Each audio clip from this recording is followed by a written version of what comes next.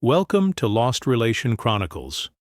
My name is Brian, and at 30 years old, I find myself standing at the edge of a marriage that once felt like destiny. I met Taylor, my soon-to-be ex-wife, when we both started working at a call center. She was 25 now, but back then she was 20, running late by 20 minutes on our very first day. When she finally arrived, she was carrying what seemed like most of her world with her. Bags, a large water bottle, and a stuffed keychain dangling from her wrist. The moment I saw her, I just knew. I knew I would marry this woman.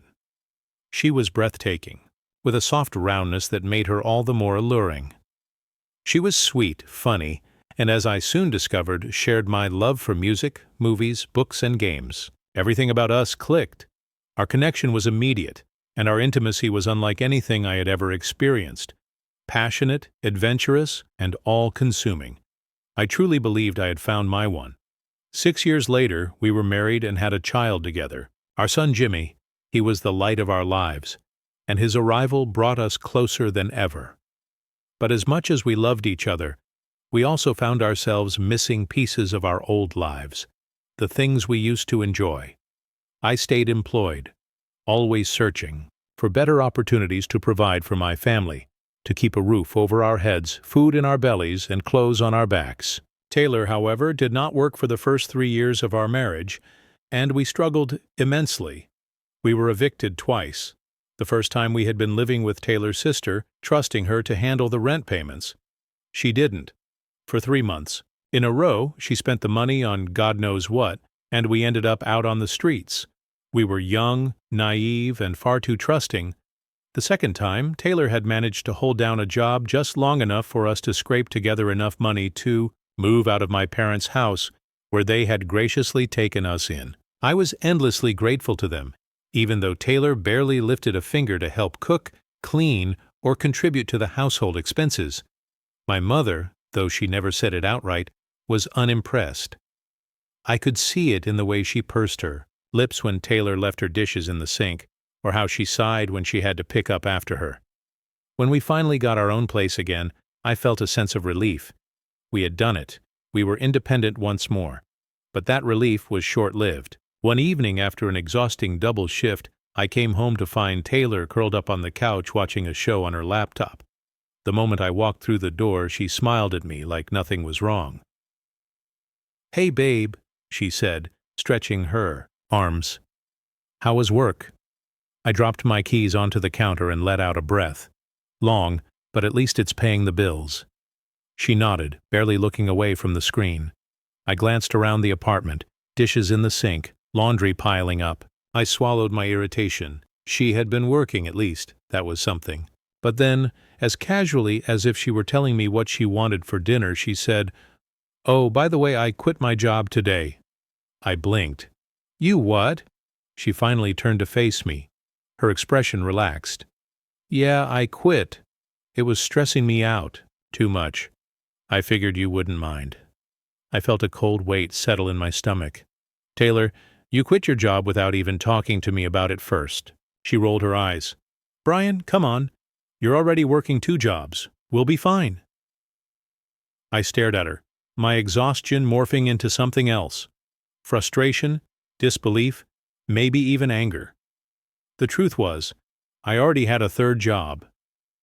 On top of my regular 2 jobs, I was also doing food delivery freelance, working as a duo with my father. Weeknights, weekends, it didn't matter. If there were hours to work, I worked them. My father and I would drive around late into the night, picking up orders, making deliveries, pushing through exhaustion because I refused to let my family go without. But despite my best efforts, it wasn't enough. Bills kept piling up, and I couldn't keep up. No matter how many hours I poured into work, the numbers didn't add up. Eventually, the inevitable happened. We had to leave again. The frustration ate away at me. I had given everything, stretched myself to my absolute limit, and it still wasn't enough. I needed advice, someone to talk to who would understand. So I turned to my brother. He was a welder for a large company, always smart with his finances, always prepared. He knew I wasn't like him in that way. I lived paycheck to paycheck, constantly, scrambling. But he also knew I was relentless when it came to providing for my family. No matter what, I always found a way to make sure we had enough, even if it meant pushing myself to the breaking point. One evening I called him up and laid everything out. "Man, I don't know what to do anymore," I admitted, rubbing my temples. As I sat in the car outside another long shift, "I'm working myself into the ground, but it's like I'm drowning. We just had to move out again because I couldn't keep up with the bills." There was a pause on the other end before he sighed. "Brian, I had a feeling things weren't great, but I didn't know it was this bad. I just don't know what else to do," I said, gripping the steering wheel. "I can't work any more than I already am. And Taylor, man, I don't even want to get into that right now." "I hear you." He said, "Look, let me talk to my wife. We'll figure something out." A few days later, my brother called me back with a solution, one that I hadn't even considered. "All right," he said, "we talked it over, and here's what we're thinking. You guys move in with us. Take the extra room. We'll make it work. The baby's still young, so he can sleep in our room in a bedside crib for now. That gives you and Taylor a chance to save up without having to worry about rent for a bit." I exhaled slowly, feeling a weight lift off my chest. "Are you sure?" "That's a lot to ask. We wouldn't offer if we weren't," he assured me. "And there's more. My company's looking for forklift drivers. If you get certified, you can make good money there. Steady work benefits way better than killing yourself with 3 jobs, and Taylor can get a similar job with another company. So you both have income coming in for the first time in a long time." I felt a glimmer of hope. I don't even know what to say. "Man, this means everything." "Then say yes and get your ass over here," he said with a chuckle. And just like that, we had a plan. We moved in, taking the small room my brother and his wife had cleared for us. I enrolled in the forklift certification program, got my license, and started working at my brother's company. The pay was solid, and for the first time in years, I wasn't juggling multiple jobs just to scrape by. Taylor also got a job at another company, supposedly. At first, everything seemed to be falling into place, but within the first month, I noticed something strange. Taylor wasn't receiving any paychecks. Every time I asked about it, she brushed me off. "It's probably just payroll delays," she'd say. It happened sometimes. I wanted to believe her, but something felt off. She was still gone all day, leaving in the morning and coming home in the evening, just as if she were working a full-time job. But there was no money coming in from her. It didn't make sense. Then one evening she came home looking exhausted, dropping onto the couch with a heavy sigh. "I think I'm sick," she mumbled, rubbing her forehead. I frowned, walking over. "Sick? How?" She closed her eyes like feverish. "Sore. I just feel awful." A chill ran through me. It was early in the year and the news had been buzzing with reports of a virus sweeping across the country. People were panicking, stores running out of supplies, hospitals filling up. "You don't think?" I started, but she cut me off. "I don't know," she said, shaking her head. "I can't even get a test to confirm it." The moment Taylor told us she thought she had the virus, everything changed. We had no choice but to isolate for 2 full weeks. 2 weeks of being stuck in my brother's house, unable to work, unable to bring in any income. It wasn't just me who suffered. My brother and his wife also had to quarantine. No one got paid during that time. No sick pay, no emergency relief. Worse yet, my brother and I lost all of our overtime, up to 30 extra hours each on top of our regular 40. The financial hit was devastating. Every single dollar mattered, and just like that, 2 weeks of paychecks vanished into thin air. I tried to focus on getting through it, convincing myself that as soon as we were in the clear, we could get back to work and rebuild. But then I learned the truth. Taylor wasn't receiving any paychecks, not because of a payroll delay, not because of an accounting error. She had been fired for not showing up. I sat there staring at my phone. The email from her former employer opened in front of me, my stomach twisting into knots. She had lied to me for weeks. She had left every morning pretending to go to work. all while I was breaking my back to keep us afloat. I clenched my jaw and took a deep breath before going to find my brother. He was in the kitchen pouring a cup of coffee and glanced up when I walked in. One look at my face and he set the mug down. "What's wrong?" he asked. I hesitated, not because I wanted to protect Taylor, but because I already knew what this meant. "Taylor never had any payroll issues," I said quietly. "She got fired. She hasn't been working at all." My brother's face darkened, and he exhaled sharply. "You're kidding me." I shook my head. He rubbed his temples, muttering a curse under his breath before looking back at me. "Brian, that was the one thing we agreed on. You both had to work. That was the deal. You knew that." "I know." I admitted, and I thought that would be a given. I thought she'd understand that working is part of being an adult, part of being responsible. I let out a bitter laugh, shaking my head. Apparently, I was wrong. He crossed his arms. "This isn't just about you, man. My wife and I took you guys in, made sacrifices, rearranged everything to make this work, and now I find out Taylor's been lying to all of us. That's not okay. I have my own family to take care of." I swallowed hard. "I get it. Do you?" His voice was firm because this was against the agreement. "You know what that means?" I did. I had agreed to his terms without hesitation because I believed Taylor would finally step up, that she would take responsibility and contribute like everyone else, but she hadn't. And now we were about to face the consequences of her actions. I ran a hand through my hair, the weight of my next decision pressing down on me. I had never kicked someone out before. I had never told a partner, the mother of my child, that she had to leave. But I didn't see any other choice. The bills weren't going to stop coming just because Taylor didn't feel like working. We couldn't stay here indefinitely, leeching off my brother's goodwill while she made zero effort to pull her weight. That night, I sat Taylor down. She must have sensed something was wrong because she barely touched her food, just stirring her fork around her plate. "What's going on?" she finally asked, looking up at me. I took a deep breath. "I found out about your job." She stiffened. "What do you mean?" "I mean, you never had payroll issues," I said evenly. "You got fired." "And you didn't tell me."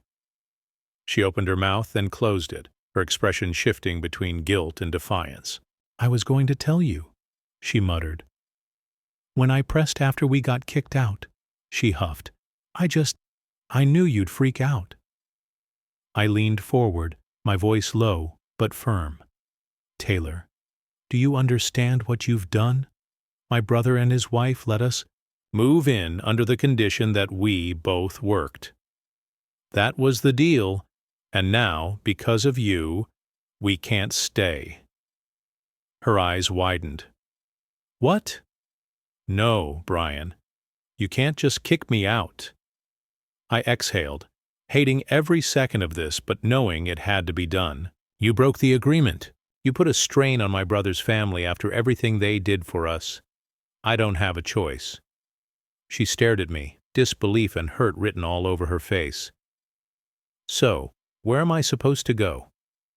I ran a hand down my face. "Your parents," I said. "Go. Stay with them for a while. I'll keep working, keep saving, and when I have enough, I'll get us a modular home. You can take care of yourself there while I make sure we have a future." Her lips trembled. "You just want to get rid of me." "No," I said firmly. "I want to give you the life I believe you deserve at the time." Looking back, I know this was my mistake. I had put myself in this situation, convinced that if I just worked hard enough, saved enough, and planned well enough, everything would finally fall into place. Maybe Taylor had used my decision to justify her further actions. But at the time, I wasn't thinking about blame. I was thinking about the future I was trying to build for her, for our child, for us as a family. Months passed and my savings grew. I threw myself into work, taking every overtime shift I could, grinding day and night to make sure we had a real chance at stability. My brother saw my effort and respected it. That's why we had worked out a system, one that would ensure Taylor couldn't interfere with our finances again. Half of what I paid him for rent. A fair market amount for a single room setup wasn't actually going toward rent. My brother had a plan. I'll hold on to it for you. He had told me one night over a couple of beers at the kitchen table. That way, when you're ready to move out, you'll have a safety net. I hesitated at first. It wasn't that I didn't trust myself, but I knew how easily financial stability could slip through my fingers, especially with Taylor's past spending habits. "You sure?" I asked. He nodded. "I don't need it." "But you do. You don't want to start from zero when you move out, right?" He had a point, so I agreed. Every month, I handed him the money and he tucked it away in an envelope for safekeeping. It was a system that worked.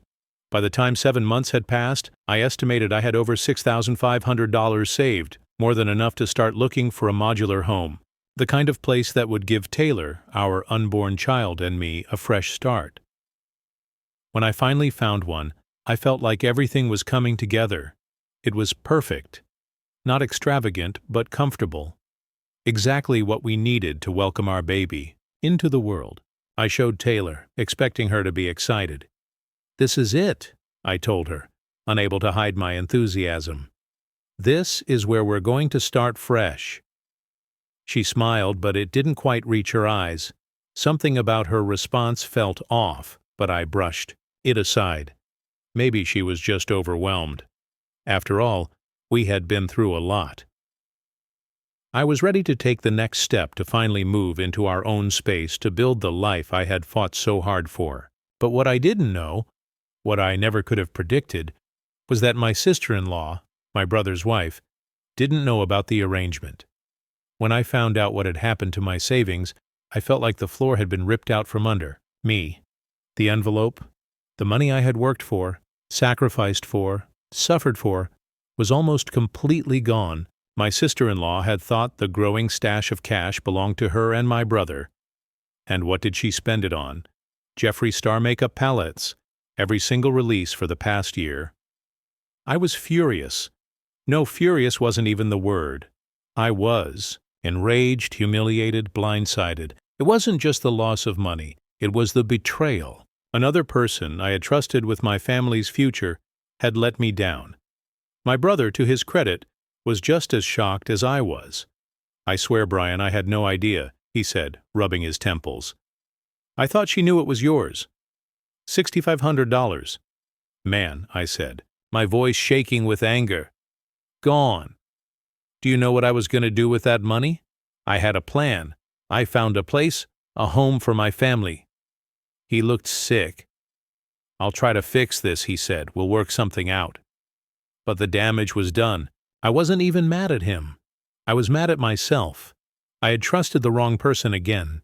And yet, despite that glaring red flag, I didn't realize at the time just how much worse things were going to get. 2.5 years later. Fast forward, and I found myself back in my parents' house again. Only this time, I wasn't alone. Jimmy was born now, turning 3 that summer. He was the one bright spot in all of this, the only thing that kept me going. It was early in the year when Taylor came to me saying she needed to go to the ER.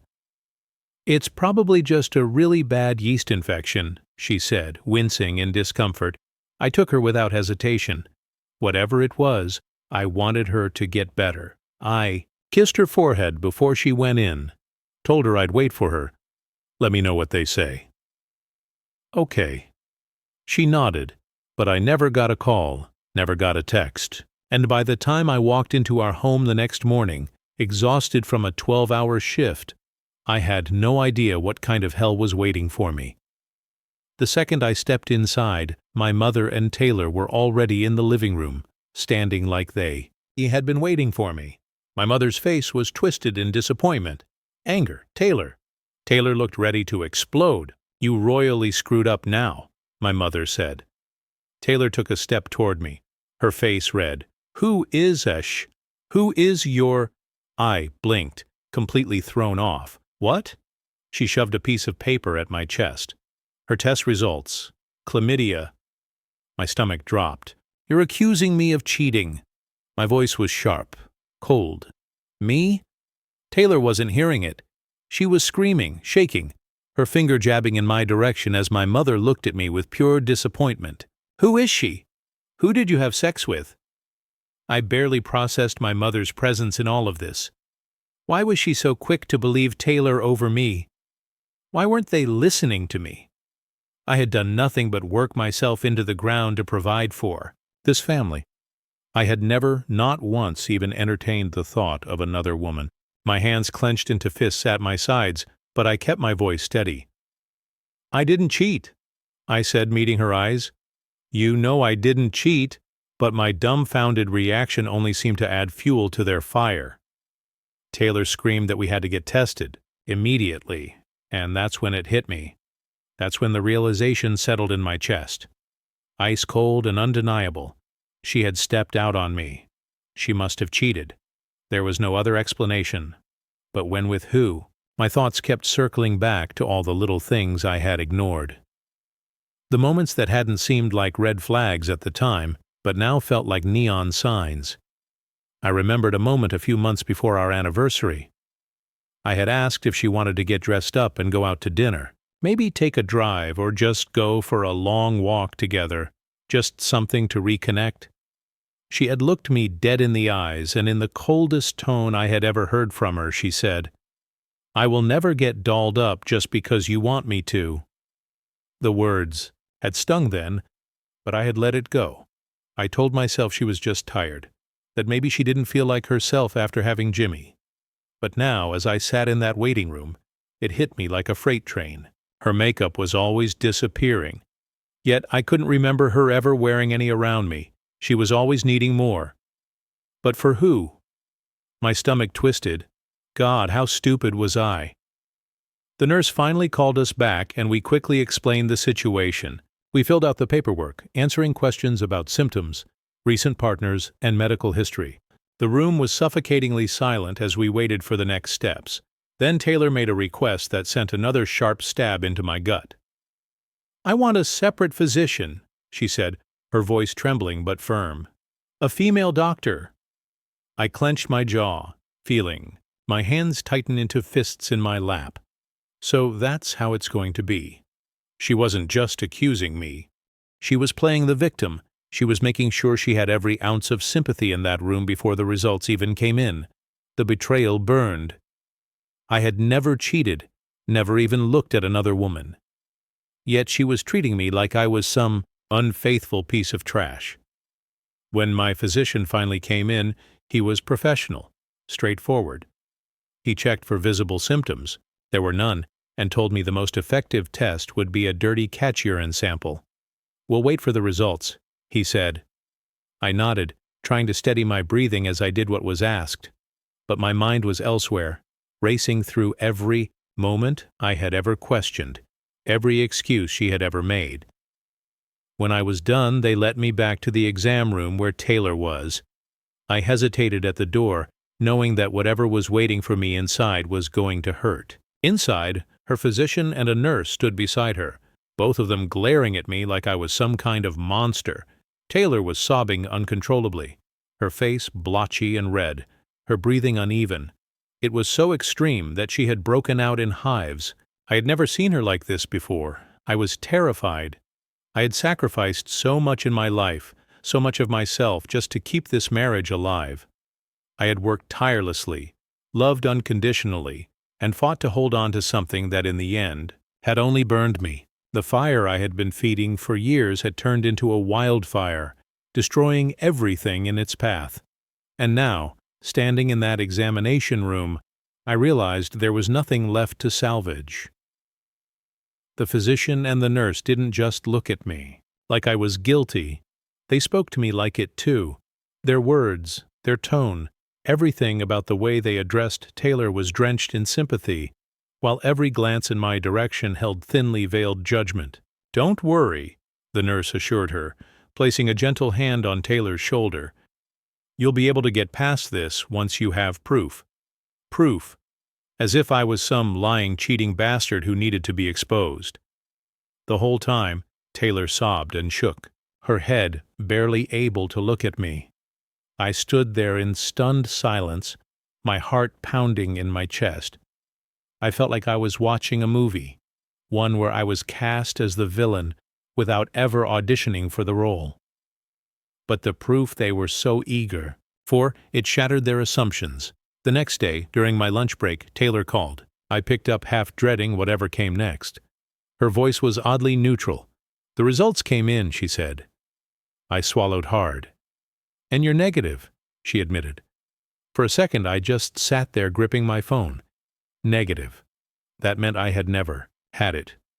Never cheated. Never brought anything home. I was innocent. "And you?" I asked carefully. A pause. "I'm also negative." That didn't make sense. If neither of us had chlamydia now, then why had the hospital told her she did? Had there been a mix-up? A false positive? I exhaled. "All right, I think we should go back together after I get home from work. We need a physical copy of the results. If there was a mistake, we should figure out what went wrong. And even if the test was correct, we need to make sure nothing serious is going on with you." I expected her to agree. This was her health we were talking about, but instead she dismissed it. "It's not necessary," she said quickly. "We have what we need. We're past it." Something in her tone didn't sit right with me. I pressed again. "No, I want this to happen. I need you to be ready when I get home. We're going back." And then out of nowhere, she snapped. "I'm positive. There. You heard what you wanted. Are you happy now?" My breath caught in my throat. I sat there, my phone pressed against my ear, trying to process what I had just heard. She had lied. She had tried to hide it. She was still positive. I didn't waste any time. The moment I hung up the phone, I made the decision. 2 more tests, over the course of a month, and a prescription for both of us, just in case. Because despite everything, I still refused to let this disease linger and cause any more harm. I wasn't about to risk my health, and I sure as hell wasn't about to let her keep lying to me. By the time I confronted her again, she could see it. The change in me. Something had snapped. The man she thought she could manipulate, the one who always tried to fix things, was gone. I looked her in the eye, my voice steady and firm. "You have 1 day to move out." Her mouth opened slightly like she was about to protest, but no words came out. "I don't care where you go," I continued, unmoved. "Go to your mom's place, find a friend, figure it out, but you're not staying here." Her lip trembled, and for a second I thought she might cry, but I didn't care. Not anymore.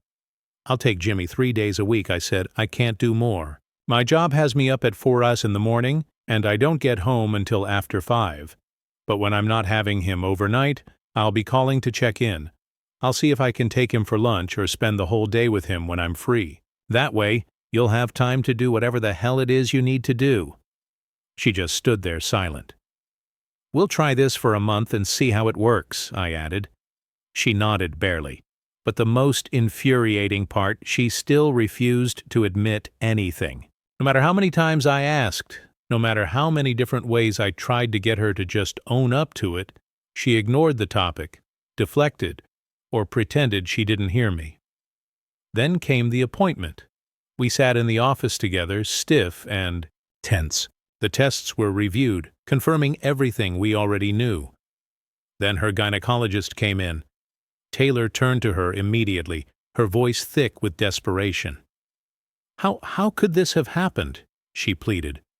"We're in a monogamous marriage. There has to be some other explanation, right?" I watched as the staff exchanged looks, quiet, knowing glances that they thought I wouldn't catch. But I did. There was no judgment toward me, no accusatory glares like at the urgent care. Just pity. I felt my stomach twist. That was worse. The pure embarrassment on their faces. They felt bad for me. I clenched my fists in my lap, trying to keep my expression neutral, but inside I was breaking all over again. Still, Taylor clung to her lie like a lifeline. "Nothing happened," she insisted, shaking her head rapidly. "I don't know how, but I swear nothing happened." I forced myself to stay quiet until we got home. That night, after putting Jimmy to bed, I sat across from her at the kitchen table. The exhaustion, the anger, the betrayal, It was all pressing, down on me like a weight I couldn't shake.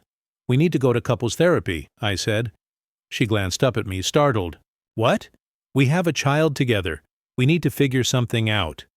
Her face softened like she thought this was me trying to fix things, like she thought she still had a chance to smooth this over and make me forget. But that wasn't why I was doing this. Deep down, I still held on to one last shred of hope. Not for us. That was over, but for the truth. I hoped that somehow therapy would get her to finally open up. I wanted the truth. That was all. Maybe she was afraid. Maybe she thought that if she confessed, I would lose it, snap, do something drastic. That thought, her being afraid of me, cut deeper than anything else in this entire ordeal. I had never been violent, not once, not even in a way that could be misinterpreted as aggressive. I had never grabbed her arm in anger, never slammed a door in frustration, never even playfully pushed her in a way that might seem threatening. But still she hadn't come clean. And in my desperation, my mind twisted itself into accepting that as the reason. That had to be it, right? She wasn't lying to hurt me. She was lying because she feared me, because I was the threat now. That sickened me. But back then, in my blind, pathetic hope, I thought it made sense. Then came therapy, or at least it was supposed to come. Session 1 canceled. We rescheduled. Session 2 canceled again. I tried to be patient, understanding. Maybe she wasn't ready. Maybe she needed time. But after 3 cancellations, I saw the pattern. She wasn't scared. She wasn't confused. She was just avoiding it. So I made a decision. If in 6 months I couldn't get the truth out of her, I would cut my losses and kick her out for good. At this point, I had no one to talk to. My best friend had died that year, and the only person I could confide in was his widow, Emily. She wasn't just his wife. She was our friend, part of our circle, and she was the only one who understood what it was like to lose someone and feel like the ground beneath you was gone. I asked her for advice sometimes, for a female perspective on things I didn't understand. Little arguments, her mannerisms, the weird hills Taylor chose to die on. Emily helped me communicate better, helped me understand things I might have otherwise brushed off. But then one night, Taylor went through my phone and all hell broke loose. "You're cheating," she screamed, shoving my phone at me like it was some kind of damning evidence. "I knew it. I knew I couldn't trust you." I stared at her, floored. "Are you serious right now?" I snapped. "You, who has spent months lying to my face, dodging therapy, making me the bad guy. You are accusing me of cheating." Her face was twisted in rage, but there was something else underneath. Deflection. I exhaled sharply, shaking my head. "This is it, Taylor. One last chance. You either tell me the truth right now, or we're done for good. Because I have given you every opportunity, every ounce of patience I have left, and I am done." She said nothing, just stormed off, slamming the bedroom door behind her. I slept on the couch that night. Not that I actually slept. Then, late the next evening, my phone buzzed. A message from Taylor. "Pick me up from work. I'm ready to tell you something. Get ready for it." I stared at the screen, my heartbeat loud in my ears. I didn't know if it was fear, relief, or something in between, but I grabbed my keys and headed for the door. I needed to be there when she finally told me the truth. I pulled into the parking lot. My heart pounded as I waited, watching the doors of her workplace, like they held the answer to every lie she had told me. When she finally walked out, she looked exhausted, her eyes red and puffy, her movement stiff. She climbed into the passenger seat without a word, and for a few moments we just sat there in silence. Then, finally, she spoke. "When I moved into my parents' house after you kicked me out, I went to a friend's place for a while.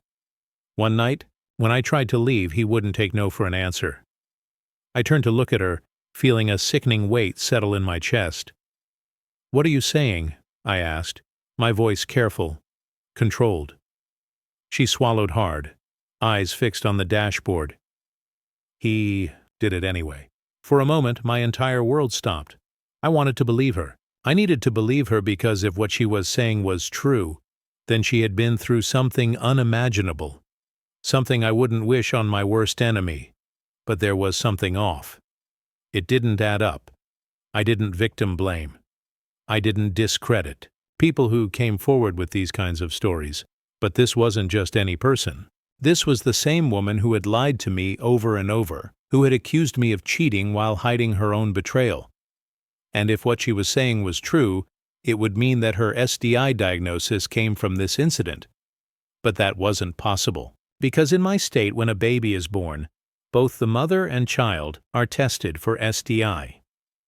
She had been tested during prenatal visits too. If she had contracted something before Jimmy was born, it would have shown up, but she and Jimmy were both clean at birth, which meant she was lying again. I felt something inside me break all over again. She wasn't just lying. She was manipulating me, weaponizing a horrific crime in an attempt to cover her own betrayal. I could barely hear her as she rambled on, spinning her story, painting herself as the victim. My head was buzzing, my stomach twisting into knots. So what? I cut in sharply. The tests were wrong. You were clean during pregnancy, but then magically tested positive months later. She flinched at the sarcasm in my voice. I don't know, Brian. Maybe nothing, I snapped. You're still lying to me. Her mouth opened, but no words came out. She knew. She knew I had figured it out. I exhaled slowly, trying to control the flood of emotions raging inside me. I just want the truth, Taylor, I said, my voice suddenly quiet. That's all I've ever wanted. But you won't give it to me, will you? She turned away, looking out the window. I don't know what you want me to say. The truth, I repeated, just once. Can you do that? Silence. I nodded, gripping the steering wheel again. That's what I thought. I dropped her off without another word. For the next few months, I lived in limbo. I didn't know the full truth, and I never would. She refused to admit to anything, and even though every piece of evidence pointed to what had really happened, she still clung to her web of lies. And I felt like a hollow shell of the man I used to be. Had I really been so unworthy of honesty, of love? After everything I had sacrificed for her, everything I had given to our marriage, was I really so disposable, so insignificant? Then one day, she finally broke. I don't even remember what sparked the conversation. Maybe it was the exhaustion in my voice. Maybe it was the realization that I had completely detached from her. Maybe she just didn't care anymore. But she told me the truth, or at least enough of it. I just wanted you because I knew you'd commit, she admitted. I wanted a child, and I knew you'd give me one. I stared at her, feeling my entire body go numb. That's it, I whispered. She shrugged. That's it. I wanted a kid, and I wanted to be with whoever I wanted at the same time. I knew you'd be a good dad, so it worked out. It worked out, like I had been some tool, like she had used me for what many men believe to be the most sacred purpose in life. I love my son. I love him with every fiber of my being. But knowing that I had been nothing more than a means to an end, that I had been cast aside the moment she got what she wanted, it broke me. But I didn't let it destroy me. Instead, I focused on Jimmy. He was my priority now.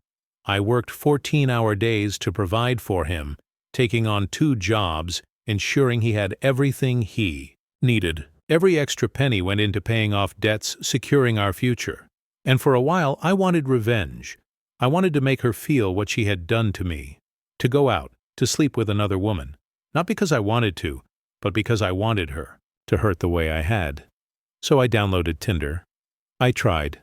I really did. But every time I started a conversation, every time I got close to setting something up, something in me rebelled because that wasn't me.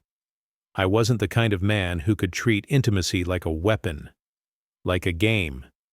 To me, it was something more, something sacred, whether it was vanilla or explorative. At first, Tinder was just a way to get back at Taylor. I told myself it was about moving on, about proving to myself that I could still attract someone, that I wasn't just the disposable, used-up man she had made me feel like. But deep down, I knew what I was really doing. I wanted revenge. I wanted to hurt her the way she had hurt me. I wanted to be reckless, to lose myself in someone else, even if it was meaningless. But then there was her. One woman stood out from the others. She wasn't like the ones looking for a quick fling or casual fun. She was genuine. Our conversations flowed effortlessly, and she seemed to actually see me rather than just some profile on an app. She was kind, engaging, and when she told me she wanted to keep talking to really get to know me, it caught me off guard. It forced me to take a step back and really think about what I was doing. I sat there staring at my phone, my fingers hovering over the screen as my mind raced. Was I really about to drag someone innocent into my own bitterness? Was I really going to use someone the way Taylor had used me? I put my phone down and never responded. I ghosted her, not because I didn't like her, but because I was scared. Scared that I wasn't ready. Scared that I'd only end up hurting her. Scared that if I tried to open myself up again, I'd only get destroyed all over again. So, I disappeared. Instead, I threw myself into self-improvement. I started working out, pushing my body to exhaustion just to quiet my mind. I went to therapy alone, determined to pick up the broken pieces of myself and glue them back together. Not for anyone else, but for me. For 6 months, I focused on rebuilding the parts of me Taylor had shattered. And when I finally felt ready, when I felt like I could reach out without using someone as an emotional crutch, I sent a message. Hey, I know I disappeared and I'm really sorry. I was going through a lot and didn't want to drag you into my mess. If you're willing, I'd love the chance to talk again. If not, I understand. I expected silence or maybe an angry response telling me to go to hell. But instead, she replied almost instantly. I was sad when you stopped talking to me, but I understand now. I was going through my own mess, too. Her name was Ruby. She was everything Taylor wasn't: kind, giving, soft-hearted, hard-working. She had been fighting for a divorce for nearly 3 years, stuck in a situation that in some ways was worse than mine. She worked 3 jobs to put herself through school, refusing to let her circumstances define her. The first time we met in person, she smiled at me like I was worth something, like I mattered. She didn't see a broken man. She saw me, and for the first time in a long time, I didn't feel empty. We've been dating for 7 months now. She's met Jimmy, and watching them together, seeing how genuinely she cares about him, about me, I finally feel like things are working out. But only time will tell. This time, I'll be more careful. And Taylor, if you ever see this, I hope you truly understand what you have done to me. The pieces of me I have cut away, and said goodbye to the parts of myself that will never exist again. The man I was in the mirror is gone and buried. But I survived what you put me through. Dear listeners, please share your thoughts in the comment section below, and don't forget to like, share, and subscribe.